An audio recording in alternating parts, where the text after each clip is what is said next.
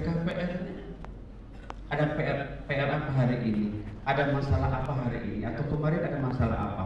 Ngobrol antara anak dengan bapak.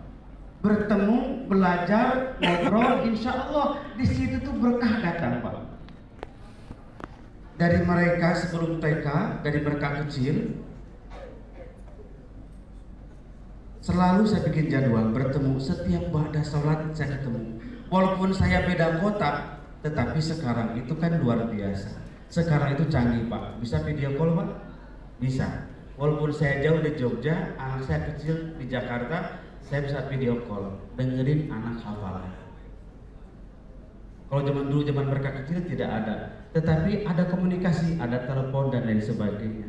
Cek anak-anaknya, bikin jadwal istiqomah, belajar bareng. Sekarang yang masih kita lakukan adalah setiap pada sholat kita baca Al-Quran minimal 100 ayat.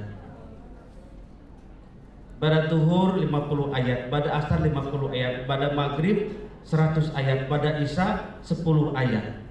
Dijadwalkan ngaji bareng dengan anak.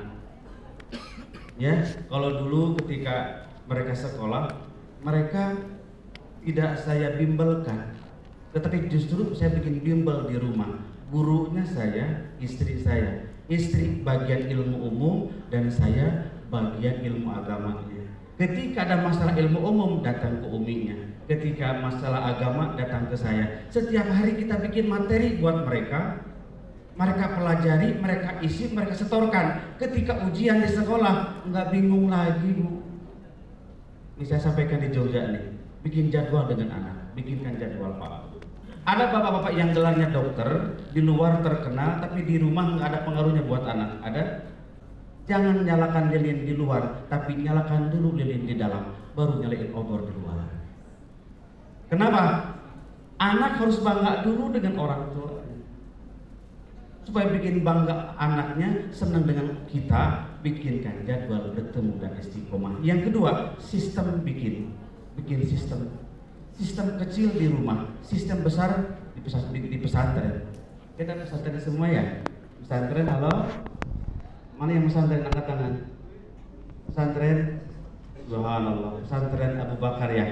SMAIT Abu Bakar. Itu sistem besar. Pesantren itu punya sistem besar, maka wajar kalau anaknya berprestasi. Tapi kalau di rumah bikin sistem kecil. Kalau anaknya ingin hafalan Quran, maka bikinkan tadi itu jadwal bertemu dan menghafal. Kalau anaknya pengen hafal Quran, minimal 12 jam nyalain murotal di rumah. Setoran, hafalan bertambah, yang murojaah, baca, terus seperti itu. Yang ketiga, orang tua menjadi aktor utama. Jangan nyuruh ngaji kepada anak, tapi bapaknya kagak ngaji. Maksa anak ngaji, ibunya nonton sinetron. Halo? Ketika datang azan, tenang-tenang masih buka WA, masih buka FB, masih buka Twitter, masih buka Line, masih buka lain-lain dan lain sebagainya. Kalau ibu sibuk dengan medsos, anak sibuk juga dengan medsos. Gaul boleh, tapi kalau berlebihan justru itu jadi masalah besar bagi kita. Jadi lakukan 3 hal: bikin jadwal bertemu istiqomah, yang kedua bikin sistem di rumah, yang ketiga kita melakukan terlebih dahulu. Kalau yang 3 sudah dilakukan, insya Allah Allah berikan hal-hal lain yang tidak kita sangka-sangka.